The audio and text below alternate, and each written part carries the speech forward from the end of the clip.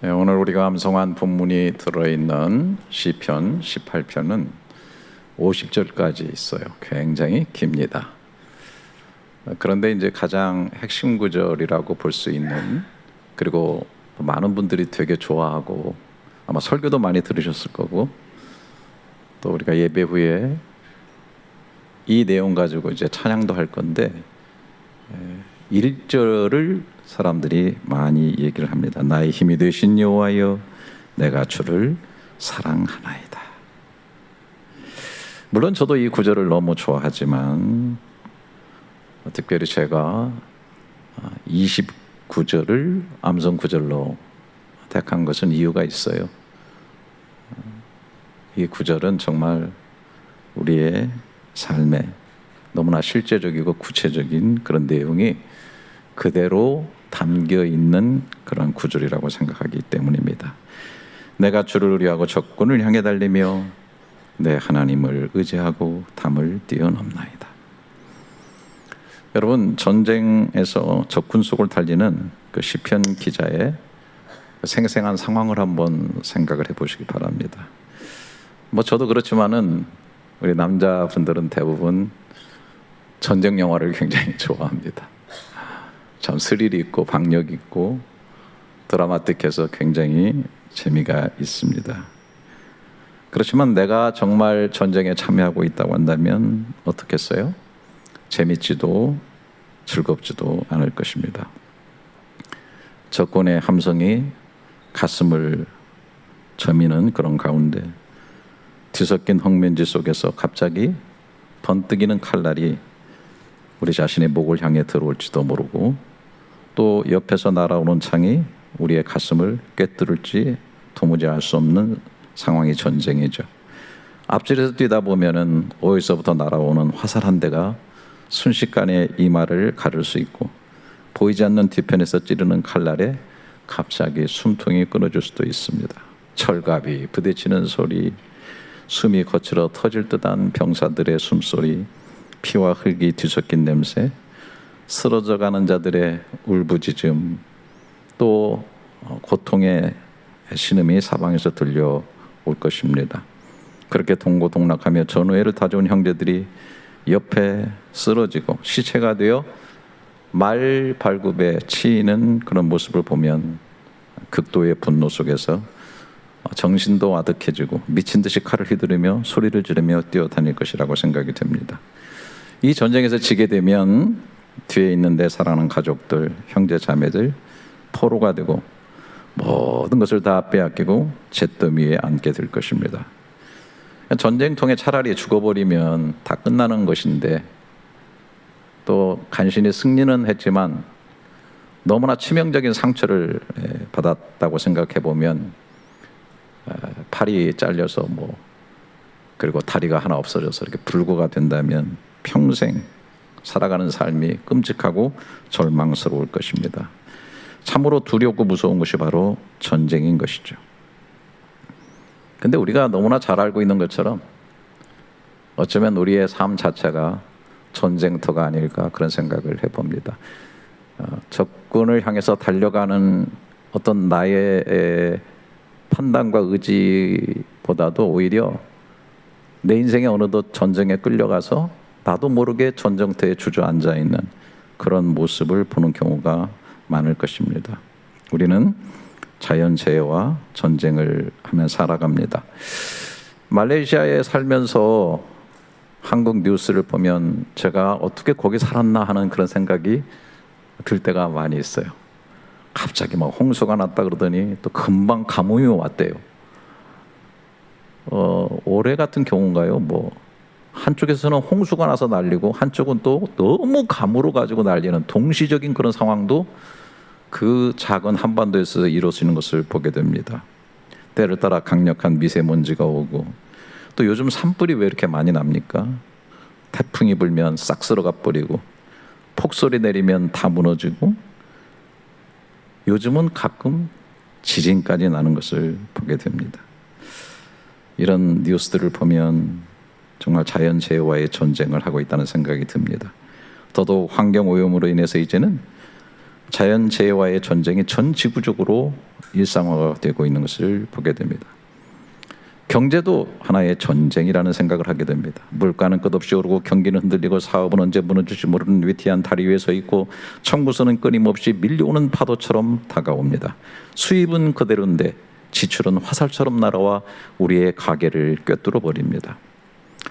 지금 이곳에 계신 교우들 중에 한국에서 보내온 돈으로 생활하시는 분들 환율 전쟁을 겪고 계시리라 생각을 합니다. 한국 돈이 점점 힘을 잃으니 같은 돈으로 이곳에서 생활하기가 얼마나 어렵고 생활고의 전쟁을 하고 있는 분들도 많이 있는 것 같아서 마음이 참 좋지 않습니다.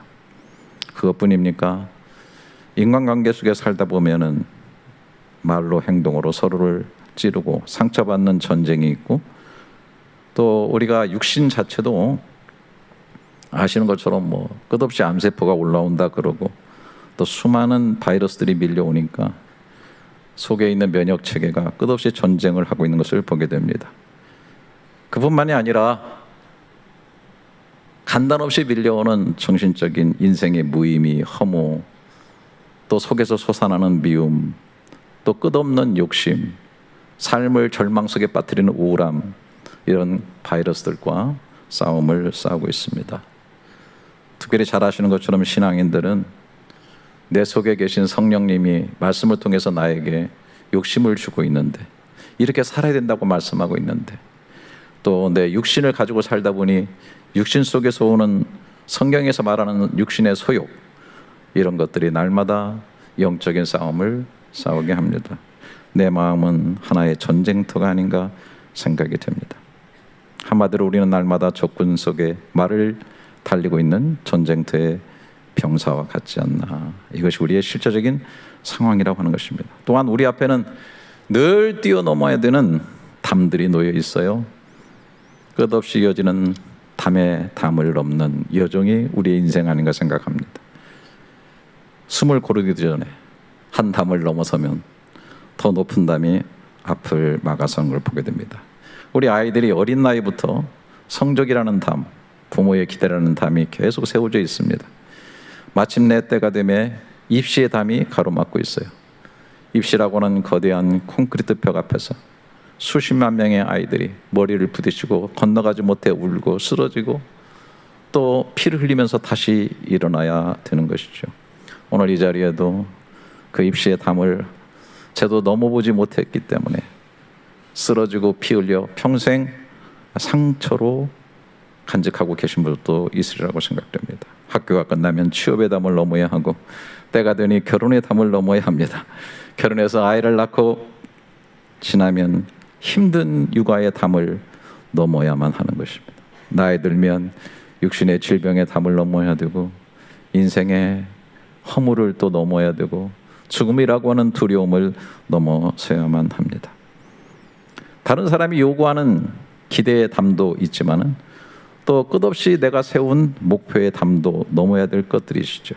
직장에서는 승진의 담, 교회에서조차 사명과 헌신을 요구하는 담이 있고 가정에서는 책임과 사랑의 담이 세워져 있고 그리고 우리가 비전을 꿈꾸고 나가는 생의 목표와 목적들의 높은 담들이 우리 앞에 있습니다. 그 담을 넘지 못하면 좌절하게 되고 그 담에 갇혀서 너무나 답답하고 암울한 삶을 살아야만 하는 것입니다. 자, 시편 기자가 이렇게 적군을 향해서 달리고 담들을 뛰어넘는다고 했는데 이런 전쟁과 인생의 담 앞에 결론적으로 어떻게 됐는가라는 것을 먼저 좀 훔쳐보면서 말씀을 계속하려고 하는데요. 18편 48절 뒷부분에 가면 주께서 나를 내 원수들에게서 구조하시니 주께서 나를 대적하는 자들의 위에 나를 높이 드시고 나를 포악한 자에서 건지시나이다, 이렇게 돼 있어요. 적군을 향해서 달린 결과죠. 구조하셨다, 구원하시고 나를 높이 드시고 포악한 자에서 건지셨다, 승리하게 하셨다. 이 시를 쓴 다윗을 보면 골리앗과의 싸움에서 이겼고 자신을 죽이려고 했던 사울과의 전쟁에서도 결국은 이겼고 주변 그들과 끝없는 전쟁에서 그리고 심지어 아들 압살롬의 반역과 정적들의 반역 속에서도 그를 이기게 하셨던 것을 보게 됩니다. 사무엘의 8장 6절에 다윗이 다메섹 아람의 수비대를 두매 아람 사람이 다윗에게 조공을 바치니라. 다윗으로 어디로 가든지 여호와께서 이기게 하시니라. 그리고 14절에도 다윗이 에돔 온 땅에 수비대를 두니 에돔 사람이 다 다윗의 종이 되니라. 다윗이 어디로 가든지 여호와께서 이기게 하시니라. 정말 진짜 탐내고 욕심 부리고 싶은 말씀이에요. 어디로 가든지 여호와께서 이기게 하시니라. 모든 전쟁에서 이렇게 승승장구하는 다윗의 모습을 결과적으로 보게 되는데요. 또 그렇다고 뭐 실패하고 넘어진 적이 없느냐, 그런 적도 있어요. 수많은 전쟁에서는 늘 이렇게 이기는 싸움을 했지만은 자신의 욕망 앞에서는 또 쓰러지는 그런 실패도 했죠. 밧세바의 간음, 그리고 자신의 간악한 술수로 그 남편 우리아를 죽게 만든 것이죠. 다윗의 생애 가장 어두운 밤이었고 처절한 영적 전쟁의 패배였습니다. 그러나 아시는 것처럼 나단 선자의 책망 앞에서 다윗은 왕의 체면도 자존심도 모두 내려놓고 온 마음이 찢어지는 회개를 쏟아냈습니다. 이 내용이 절절히 시편 51편에 있는 것을 아실 것입니다. 무너진 자리에서 하나님 앞에 완전히 엎드려졌습니다. 여러분 무너지셨습니까? 하나님 앞에 더 무너지십시오. 놀랍게도 하나님은 다윗의 가장 깊은 죄악의 자리에서 그를 안아주셨고 불륜의 그 밧세바를 통해서 새로운 생명을 주셨어요. 바로 솔로몬이죠. 하나님의 용서와 사랑으로 다시 일어서고 담을 넘고 승리하는 삶으로 이끌어 주신 것입니다. 다윗은 수많은 이렇게 인생의 담들을 뛰어넘었어요. 골리앗을 넘고 사울왕의 시기와 미움을 넘고 측근들의 배신을 넘고 아들 압살롬의 배신의 담을 넘고 왕으로서 백성들을 지도하고 이끌어 부국 강병으로 만들어낸 책임의 이 엄중한 담들을 훌륭하게 넘어섰습니다. 담을 생각하면 하나님의 두 가지 은혜가 있는 것 같아요. 담을 제거해 주시든지 아니면 우리를 키워주시고 그 담이라고 하는 인생의 위기 속에서 나를 키우시고 나를 더 성숙하게 하시고 겸손하게 하시고 더 하나님을 가까이 가게 하시고 하나님의 능력에 전적인 힘을 입어서 그 담을 넘어서게 하는 그런 역사를 계속해서 이루어 주신다고 하는 것입니다. 자, 그렇다고 한다면 어떻게 이러한 결과를 가져오게 되었는가? 본문 속에서 너무나 잘 알고 계시지만은 그 비결은 바로 내가 주를 의뢰하고 그 다음에 내 하나님을 의지하고 의지하고라고 하는 이 단어인 것이죠. 너무나 중요하기 때문에 원면을 먼저 살펴보면 주를 의뢰하고 버차라고 했어요. 당신 안에서라는 뜻이에요. 이게 사실 하나님을 의지하고 의버 엘화이, 이것은 하나님 안에서, 그러니까 의뢰한다 의지한다가 모두 하나님 안으로 들어가는 거예요. 나의 전인격, 나의 전 존재를 하나님 안에 던져놓는다. 이게 의뢰하는 것이고 의지하는 것이다라는 거예요.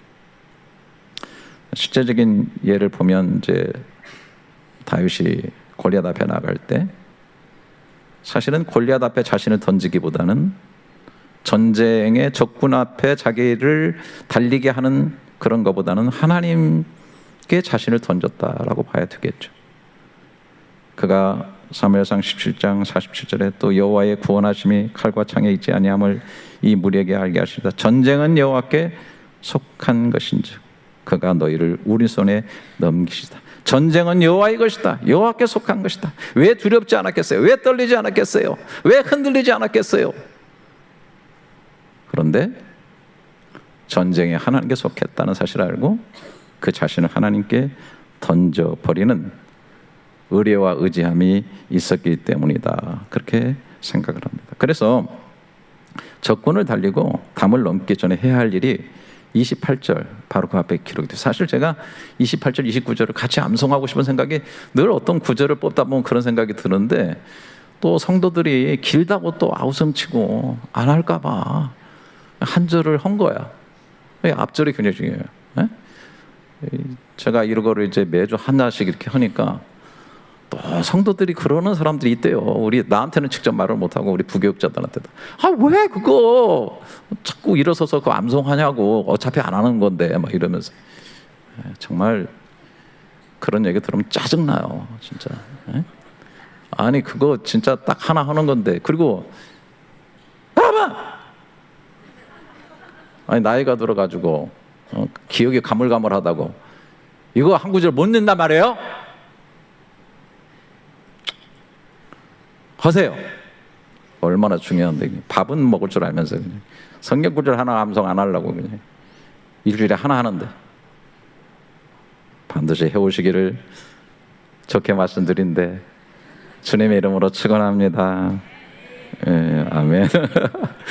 28절에 주께서 나의 등불을 켜시며 여호와 내 하나님이 내 흑암을 밝히시려. 난 이 말씀 얼마나 좋은지 몰라요. 이것도 암송하고 싶은 거예요. 주께서 나의 등불을 켜셨다. 여호와 내 하나님이 내 흑암을 밝히셨다. 여러분, 나를 둘러싸고 있는 내 영혼의 어두운 흑암들을 벗어 제끼고 말씀의 등불이 켜져야 돼요. 이것처럼 중요한 것이 없어요. 예. 마음속에 말씀의 등불이 켜져야만 그 하나님을 바라볼 수 알고 그 하나님에 대해서 내 자신을, 전 존재를, 전 인격을 던져 넣어서 의뢰하고 신뢰할 수가 있다라는 것이. 어떤 사람들은 뭐 기독교를 그런 종교를 왜 믿냐고. 그냥 마음이 약해가지고 말이지. 그 뭐가 이렇게 두려워서 인생이 뭘 그렇게 의지한다고 그렇게 연약한 인간의 모습이라고. 제 아버님이 신학도 하셨다 그래요.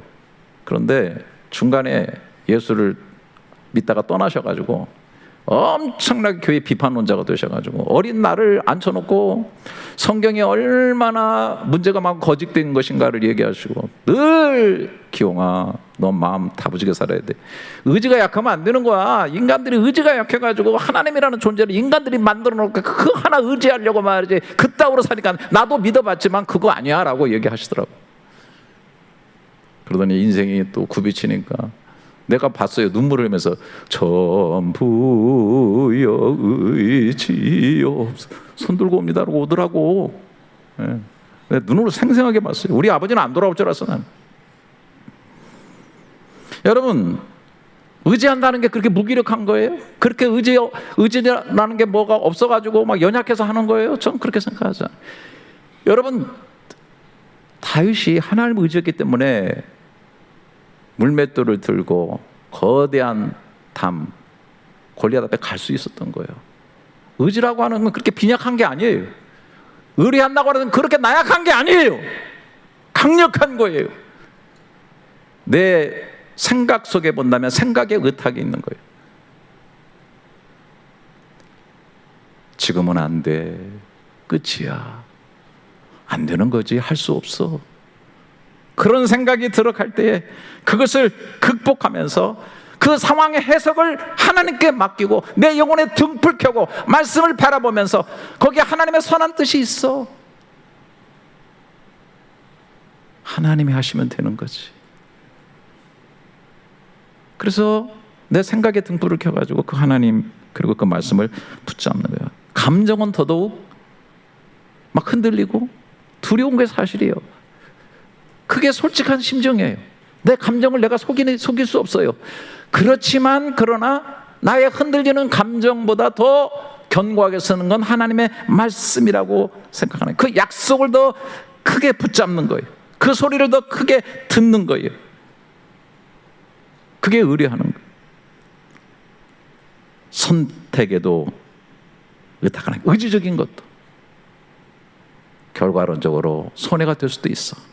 하지만 나는 순종을 택할 거예요. 세상은 어둠 속에 계속 흑암의 생각을 나한테 줍니다. 진리가 밥 먹여주냐? 꽁 잡는 게 매야. 뭐로 가도 서울만 가면 돼. 돈이면 타지. 넌 딱 감고 한 번만 하면 된다. 유전무죄, 무전유죄 아니냐? 남들도 다 그렇게 사는데 내가 하지 않아도 누군가는 할 거야.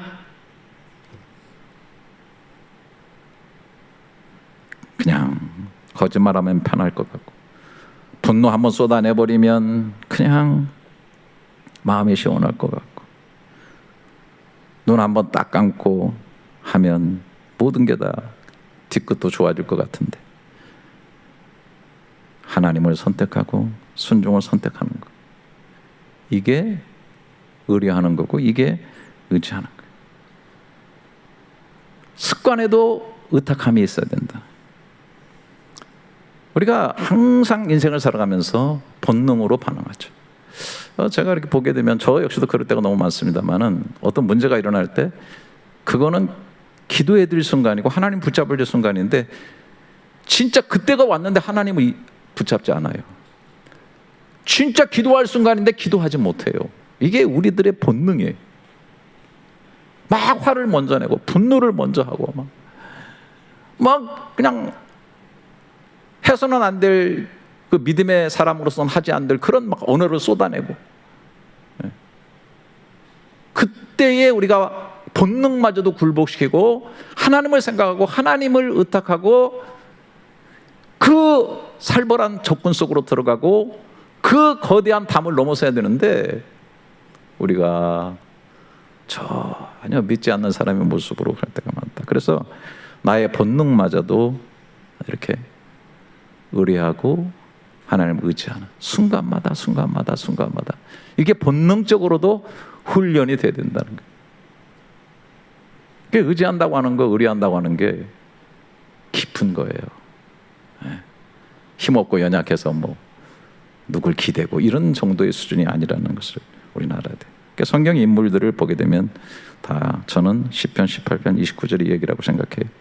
버림받고 갇혔어도 요셉은 무너지지 않았고 하나님이 그의 인생 전체를 이기게 하시고 끝없는 절망의 담을 넘어서 홍해 그리고 광야 모세를 막지 못했고 하나님이 그의 싸움을 대신하시며 불가능의 담을 넘어 승리하셨어요. 여리고의 성벽은 거대했지만은 하나님이 여호수아에게 전쟁의 승리를 주셨고, 그것은 담을 넘기보다는 쌓은 담을 강력하게 무너뜨리게 하셔서 가나안을 정복하게 하셨어요. 사자 이빨도 풍물불의 불꽃도 다니엘과 친구들을 꺾지 못했고 하나님이 그들의 믿음의 전쟁을 지켜 승리의 담을 넘게 하셨어요. 매여도 맞아도 갇혀도 바울은 멈추지 않았고 하나님이 복음의 전쟁마다 그를 이기게 하시며 넘을 수 없는 담들을 뛰어 넘어가게 하셨어요. 비단 성경의 얘기뿐만 아니라 오늘 믿음의 사람들의 삶에도 이런 얘기는 분명히 계속되는 스토리다, 그렇게 생각합니다. 이번에 국민일보에 보니까 중국의 에스라 진 목사 그리고 그 시온교회 지도자들 18명이 온라인 예배를 드렸다는 이유로 40일 동안 지금 감금이 되어 있고 기소가 되어 있는 상태입니다. 영적 전쟁이 지금 벌어지고 있는 것이죠. 진 목사의 딸 그레이스가 한국교회에 기도 부탁을 했는데요. 우리를 잊지 말고 빌립보의 감옥의 기적을 위해서 기도해달라. 빌립보 감옥이 지진 나고 옥문이 열렸던 것처럼. 그래서 이제 국민일보에 나온 사진이기 때문에 제가 이렇게 올려봅니다. 진 목사님은 천안문 사태를 겪고 좌절 속에서 하나님을 만났고, 또 삼자교회의 간섭이 지나치니까 오직 하나님만이 교회의 중심이 되겠다고 하는 칼 같은 결단으로 모든 보호와 안전을 내려놓고 독립교회를 개척했어요. 중국 당국은 예배를 막기 위해서 2018년에 진 목사가 목회하는 베이징 시온교회를 폐쇄했습니다. 그러나 문을 닫자 교회는 더 부흥하기 시작했어요. 현장 예배가 금지되니까 진 목사는 그냥 주저앉거나 도망치고 두려워하지 않았습니다. 방법은 바뀌어도 예배는 멈출 수 없다. 그 믿음 하나로 온라인과 현장을 연결하는 새로운 하이브리드 예배를 시작했어요. 그 결과 흩어졌던 성도들은 오히려 더 넓게 모이기 시작했고, 지하교회는 40개 교회, 그리고 도시에는 100개 모임으로 확장됐다는 것. 지금도 매일 아침 15,000명이 함께 온라인으로 예배를 드리고 있다고 합니다. 예배를 막으려는 손은 컸지만은 하나님이 담을 넘게 하신 그 힘은 더 컸습니다. 진 목사는 그렇게 얘기를 합니다. 이 신앙을 위해서 생명도 걸 수 있습니다. 감옥도 감시도 억압도 우리를 막을 수 없습니다. 하나님이 우리의 담을 넘게 하십니다. 예배가 막히면 더 넓게 예배했고, 감옥이 닫히면 오히려 더 크게 복음이 퍼졌습니다. 하나님이 함께 하신다면 담은 장벽이 아니라 믿음의 도약대가 되는 것입니다. 사랑하는 성도 여러분, 어쩌면 우리의 신앙생활은 고요한 산책이 아니라 적군을 향해 달리고 수많은 담을 넘어서 끝내 하늘나라에 이르는 영적 여정이 아닌가 생각이 됩니다. 믿음은 비켜 걷는 길이 아니고 뚫고 지나가는 길입니다. 주저앉고 싶을 만큼 두렵고 버거운 전쟁 속에서도 하나님을 의지하는 순간 우리는 다시 말이 올라 척지를 향해 달릴 힘을 얻게 되는 것이에요. 인생에 놓인 담들은 우리를 막으려 세워진 것이 아니라 믿음의 다리를 높이는 발판이 되는 것입니다. 넘지 못할 것 같이 보이던 담 앞에서 말씀의 등불이 켜지는 순간 담은 장벽에서 하나님이 뛰게 하시는 도약대로 변하게 되는 것입니다. 때로는 눈물로, 때로는 넘어지며, 때로는 홀로 있는 것 같아도 우리는 혼자가 결코 아닌 것입니다. 우리 앞에서 싸우시는 하나님이 계시기에 적진 속에서 길이 열리고 담 너머에도 새하늘의 빛이 비춥니다. 그래서 성도는 멈추는 사람이 아니라 달려가는 사람, 갇히는 사람이 아니라 넘어서는 사람, 패배하는 사람이 아니라 하나님과 더불어 이기며 나가는 사람이 되는 것입니다. 이 믿음의 길 끝에는 우리를 기다리시는 주님의 나라가 있죠. 그 나라에 들어가기 그날까지 우리는 하나님 손에 붙들려 오늘 또 적진을 향해 달리고 또 한 번의 담을 넘으며 하늘나라를 향해 걸어가는 사람들인데, 이것을 바울은 이렇게 표현하고 있습니다. 디모데후서 4장 7절 8절에 나는 선한 싸움을 싸우고 나의 달려갈 길을 마치고 믿음을 지켰으니 이제 후로는 나를 위하여 의의 면류관이 준비되었으므로 주 곧 의로우신 재판장이 그날에 내게 주실 것이며 내게만 아니라 주의 나타나심을 사모하는 모든 자에게도니라. 여러분 한번 따라서 해줄 수 있으시겠어요? 모든 자에게도니라. 너무 감사하네요. 이렇게 잘 따라해 주셔서. 한 번만 더. 모든 자에게도니라. 그 속에 저와 여러분이 들어있어요. 다 우리가 그 속에 있는 자들이에요. 나의 달려갈 길을 마치고, 나의 달려갈 길을 마치고 이 말씀 속에 바울이 수많은 적군을 달리고 수많은 담들을 뛰어넘어 믿음을 지키고 하나님 앞에 서 있는 모습을 볼 수 있다라고 하는 것이죠. 이렇게 살도록 하나님은 우리에게 힘을 주시기 때문에 결국 18편 1절 2절을 고백하게 됩니다. 나의 힘이 되신 여호와여, 내가 주를 사랑하나이다. 여호와는 나의 반석이시요 나의 요새시요 나를 건지시는 이시요 나의 하나님이시요 내가 그 안에 피할 나의 바위시요 나의 방패시요 나의 구원의 뿌리시요 나의 산성이시로다. 나의 하나님, 나의 하나님, 나의 하나님, 나의 하나님, 생명의 면류관으로 내게 씌워주시는 하나님.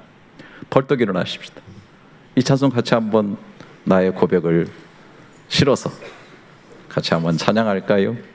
나의 힘이 되신 여호와여, 내가 주를 사랑합니다. 그분이 바로 나의 하나님이시